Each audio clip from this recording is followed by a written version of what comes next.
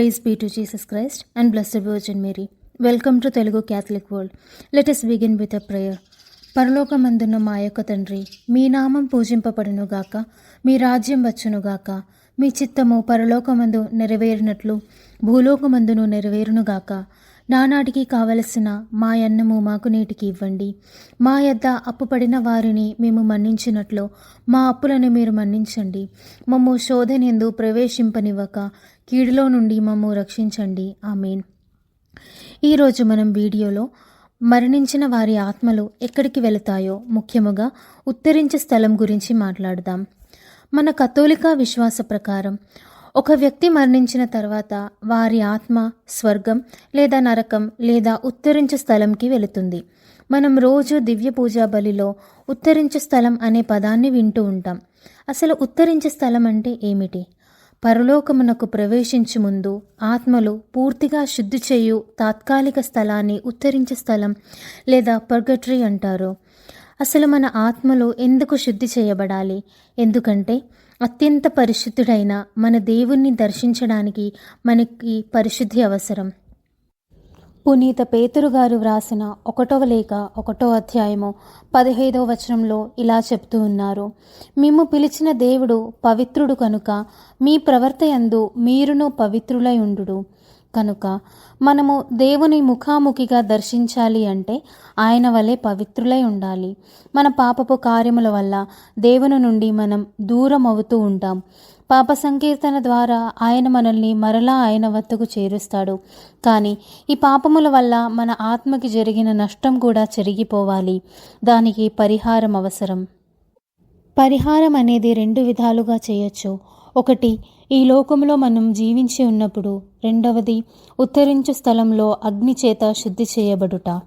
ఈ లోకంలో మనం జీవించి ఉన్నప్పుడు మనం చేయవలసిన పరిహార ప్రవర్తనలో అత్యంత శ్రేష్టమైనది దివ్య పూజా బలి.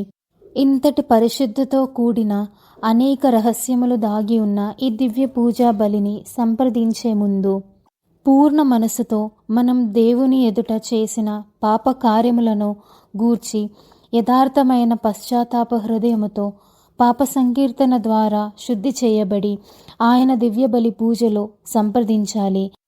మరికొన్ని విధాలు, ఉదాహరణంగా రోగులను సందర్శించడం, సుఖ సౌకర్యాలు వీడి త్యాగపూరితమైన వినయంతో కూడిన జీవితంతో ఇతరులని సాయం చేస్తూ జీవించడం. ఇలాంటి జీవితం మన క్రీస్తువే మనకి నేర్పించినాడు. తన సొంత జీవితంతో, సువిశేషపూరితమైన జీవితంతో మన జీవితం తీర్చిదిద్దబడాలి. రెండవదిగా, ఉత్తరించే స్థలంలో అగ్ని చేత శుద్ధి చేయబడుట. ఈ స్థలం అనేది దేవుడు కరుణతో సృష్టించబడింది. ఈ స్థలం లేకపోతే మనం చేసిన చిన్న పాపమునకు నరకాగ్నికి పాలవుతాం. ఉదాహరణంగా, ఒకరిని మన మాటల ద్వారా బాధపరిచినందుకు నరకానికి వెళ్ళవలసిన స్థితి మనకు వచ్చేది. కావున ఎంతో కరుణామయుడైన దేవుడు తన కరుణ ద్వారా ఈ ఉత్తరించు స్థలాన్ని సృష్టించాడు. ఎందుకంటే తన బిడ్డలలో ఒక్కరు కూడా నరకాగ్నికి పాలవ్వకుండా ఆయనతో స్వర్గరాజ్యం సంతోషంగా అనుభవించడానికి మాత్రమే ఆయన స్నేహంతో ఉద్భవించిన స్థలమే ఈ ఉత్తరించు స్థలం. పరిహారం చేయడానికి తగినంత సమయం లేకుండా చనిపోయిన వారు ఉత్తరించే స్థలంలో అగ్ని చేత శుద్ధి చేయబడతారు. కానీ ఈ ఉత్తరించే స్థలంలో ప్రవేశించడానికి మనకి మన పశ్చాత్తాప హృదయం అవసరం. ఎందుకంటే పరిహారం అనేది పశ్చాత్తాపం హృదయంతో చేయవలసినది. దేవుడు కోరుకునేది మన హృదయం మాత్రమే.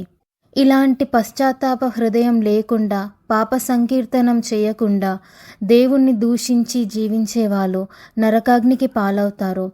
దేవుడు మనకి స్వంత స్వేచ్ఛా సంకల్పం లేదా ఫ్రీ విల్ ఇచ్చారు. దాన్ని మనం సరియైన విధముగా ఉపయోగించి ఆయన బాటలో నడుద్దాం. ఉత్తరించే స్థలంలో అగ్ని అనేది అతి కఠినమైనది. ఈ లోకంలో ఉన్న అగ్ని అక్కడ ఉన్న ఆత్మలకు చల్లటి ఒక అనుభూతి. కావున ఈ లోకంలో దేవుడు ఇచ్చే సహనాన్ని సంతోషంగా స్వీకరిద్దాం. కాబట్టి మర్చిపోకండి, దేవుడు మనకు ఈ లోకంలో సహనం ఇస్తున్నాడు అంటే దాని అర్థం ఆయన మనల్ని అధికముగా ప్రేమిస్తున్నాడు.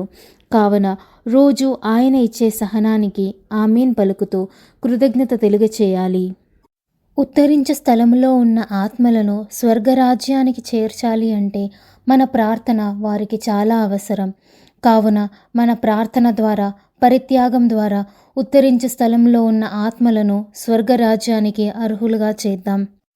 ప్రేమతో కూడినటువంటి ఈ యొక్క ప్రవృత్తి మనం చేస్తే మనం చనిపోయిన తరువాత ఉత్తరించే ఆత్మలు స్వర్గంలో ఉండి మన కోసం ప్రార్థిస్తారు.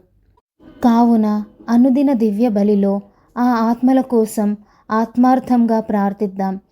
వారి మోక్షం కోసం ప్రయత్నిద్దాం. ఈ లోకంలో మనకు దేవుడు ఇచ్చిన సహనం ద్వారా లేదా ఉత్తరించే స్థలంలో అగ్ని ద్వారా దేవుడు మనల్ని తన స్వర్గరాజ్యానికి అర్హులు చేస్తున్నారు.